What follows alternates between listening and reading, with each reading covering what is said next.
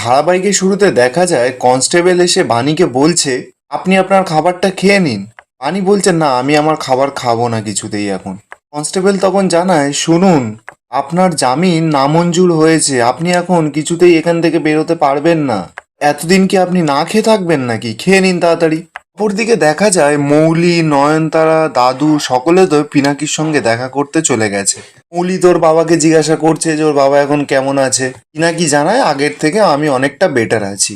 ও পিনাকি তো ঈশানীর কথা মৌলিকে জিজ্ঞাসা করছে। মৌলি জানায় যে মায়ের একটু শরীরটা খারাপ করেছিল। পিনাকি তো শোনা মাত্রই ছটফট করে ওঠে যে ঈশানীর আবার শরীরটা কখন খারাপ করলো। দাদু তখন জানায় যে আগে একটু প্রেশারটা ফল করেছিল, কিন্তু এখন ঈশানী ভালো আছে। তখনই দেখা যায় অনিরুদ্ধ সেখানে চলে আসে।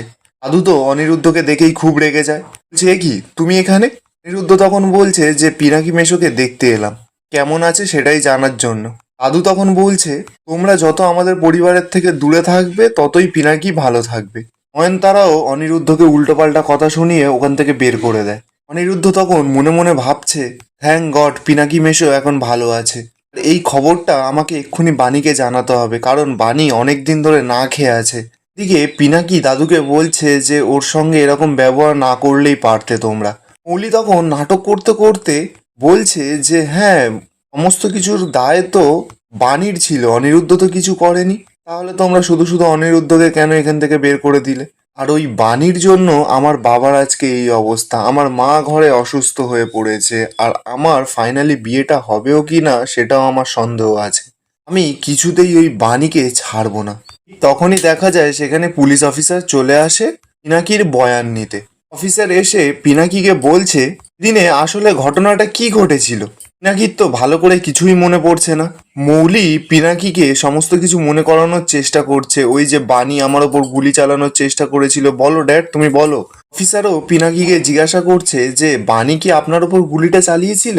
মৌলি আর অফিসারটা তো বারবার করে পিনাকিকে মনে করানোর চেষ্টা করছে। মৌলি তো বারবার করে চাইছে যে ওর ড্যাড যেন বাণীর নামটা নেয়। মৌলি তখন আরো নাটক করতে করতে ওর ড্যাডকে বলছে, আগের দিন তো শুধু হুমকি দিয়েছিল ড্যাড, এবার তো আমাকে সত্যি সত্যি জেল থেকে বেরিয়ে গুলি করে মেরে ফেলবে। তুমি কি চাও ড্যাড, তোমার মেয়ে মরে যাক? আনি যে আগের দিনে তোমার ওপর গুলি চালিয়েছিল সেই সত্যিটা পুলিশ অফিসারকে বলো প্লিজ ড্যাড। মৌলি তো পিনাকিকে অনেক করে জোর করছে, বারবার করে বলানোর চেষ্টা করছে। এরপর শেষমেশ পিনাকি বাধ্য হয়ে বলে দেয় যে হ্যাঁ, বাণী ওই গুলিটা আমার ওপর চালিয়েছিল। অফিসার তখন জানায়, এটাই কি তাহলে আপনার অফিসিয়াল স্টেটমেন্ট? পিনাকি তখন বলে হ্যাঁ। মৌলি তখন মনে মনে বলছে, ড্যাডও ওর এগেনস্টে স্টেটমেন্ট দিয়েছে, এবার আমি দেখব ওই বাণীকে কে বাঁচায়। অবশ্য এবার কেসটা কোর্ট অবধি যাবে কিনা তার আমার সন্দেহ আছে, বাণীকেই হয়তো জেল থেকেই যাবজ্জীবন দিয়ে দেবে। অপরদিকে দেখা যায় অনিরুদ্ধ তো বাণীর সঙ্গে পুলিশ স্টেশনে দেখা করতে চলে যায়। অনিরুদ্ধ বাণীকে বলছে যে বাণী, আমি তোমাকে একটা ভালো খবর দিতে এলাম এখানে। পিনাকি মেশো এখন অনেকটা ভালো আছে, এখন সকলের সামনে কথাবার্তাও বলছে, হয়তো দু একদিনের মধ্যে ওনাকে ছেড়েও দেওয়া হবে। বাণী তো কথাটা শুনে খুব খুশি হয়, বলছে আপনি সত্যি বলছেন ছোটবাবু ভালো হয়ে উঠছে? আমি জানতাম উনি সুস্থ হয়ে উঠবে। আর বাড়িতে সবাই ঠিক আছে তো? আর আপনি ঠিক আছেন তো? ঠিক করে খাওয়া দাওয়া করছেন তো? অনিরুদ্ধ তখন বাণীকে জানায় যে হ্যাঁ, সবাই ঠিক আছে, আমিও ঠিক আছি, সবাই খাওয়া দাওয়া করছে ঠিকঠাক, এবার তাহলে তুমিও খাওয়া দাওয়াটা শুরু করো। পিনাকি মেশো এবারে আস্তে আস্তে সুস্থ হয়ে উঠছেন, তুমি এবারও না খেয়ে থাকবে। এরপর দেখা যায় বাণী খাবারটা হাতে তুলে নেয়, মানে জেলের খাবারটা আর কি। এবার বাণীর তো খাবারটা তুলে হাতে করে নিজের খাওয়ারও পর্যন্ত শক্তি নেই, এতদিন না খেয়েছিল বলে। অনিরুদ্ধ এরপর খাবারটা নিয়ে বাণীর গালে তুলে দেয়। বাণী খাচ্ছে আর মনে মনে বলছে, আমি একদিন আপনাকে সমস্ত সত্যিটা জানাবো যে আমি ছোটবেলায় আপনাকে বাঁচিয়েছিলাম। আর দেখুন, আমি যতবার উঠে দাঁড়ানোর চেষ্টা করছি ততবার হোঁচট খেয়ে পড়ে যাচ্ছি। আমি পড়ে যাচ্ছি বলেই আপনাকেও জীবন থেকে আমি পিছিয়ে দিচ্ছি। আমাকে মাফ করবেন মিস্টার চ্যাটার্জি। ঠিক তখনই সেখানে মৌলির হাত করা সেই পুলিশ অফিসারটি চলে আসে। এসেই অনিরুদ্ধ আর বাণীকে বলছে যে আপনারা দুজন একসঙ্গেই আছে, তাহলে তাহলে আপনাদের দুজনকেই এই কেসটার আপডেটটা আমি দিয়ে দিচ্ছি। অনিরুদ্ধ তখন জিজ্ঞাসা করছে যে কি আপডেট? অফিসার তখন জানায় যে পিনাকি মানে মিস্টার রায় বয়ান দিয়েছে যে সেদিন ওনার ওপর গুলিটা বাণীই চালিয়েছিল। আমার মনে হয় না যে আপনাদের কাছে আর এই কেসের কোনো মেরিট আছে বলে। দেখুন কোর্ট এখন আপনাদের কি শাস্তি দেয়। কি বলেই অফিসার ওখান থেকে চলে যায়। বানি তখন কথাটা শুনে কাঁদছে আর বলছে, মিস্টার চ্যাটার্জি, ছোটবাবু বলেছে যে আমি গুলিটা করেছি। অনিরুদ্ধ তখন বানিকে বোঝাচ্ছে আর বলছে, না বানি, তুমি বুঝতে পারছো না ব্যাপারটা, যে পিনাকি মেশো কি করে বুঝবে যে তুমি গুলিটা চালাওনি। তোমার হাতে বন্দুক ছিল তাই ভেবেছে হয়তো তোমার হাত থেকেই গুলিটা চলেছে। আর বানি, তোমার এত তাড়াতাড়ি হেরে গেলে হবে না। তুমি দেখো, আমরা একসঙ্গে লড়বো, সমস্ত প্রমাণ জোগাড় করার চেষ্টা করব, যে কোনো মূল্যে হোক। পিনাকি মেশো যখন জানতে পারবে তুমি নির্দোষ, তখন নিজের ভুলটা নিজে থেকেই ভেঙে যাবে। বানি এরপর অনিরুদ্ধর হাত দুটো ধরে বলছে যে বাড়ির সকলের খেয়াল রাখবেন মিস্টার চ্যাটার্জি, ওনার একমাত্র ভরসা যে আপনি। এরপর দেখা যায় রাত হয়ে গেছে। লকআপের মধ্যে বানি আর আর তিনজন কয়েদি সকলে তো ঘুমাচ্ছিল।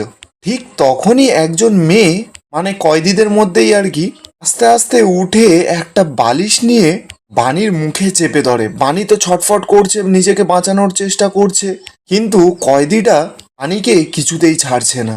বালিশটা নিয়ে বানির মুখে নিঃশ্বাস বন্ধ করে মারার চেষ্টা করছে।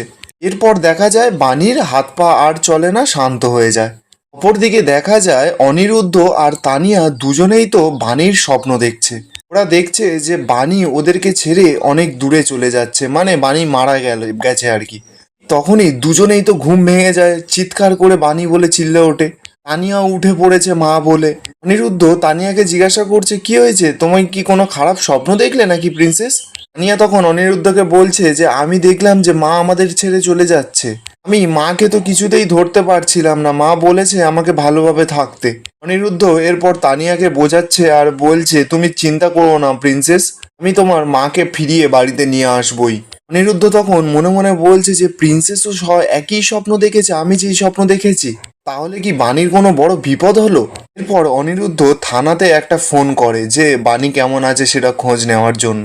ঠিক তখনই সেখানে ফোনটা একজন মেয়ে কনস্টেবল ধরে। অনিরুদ্ধ মেয়ে কনস্টেবলটাকে বলছে যে আমি অনিরুদ্ধ চ্যাটার্জি বলছি, বানির হাজবেন্ড।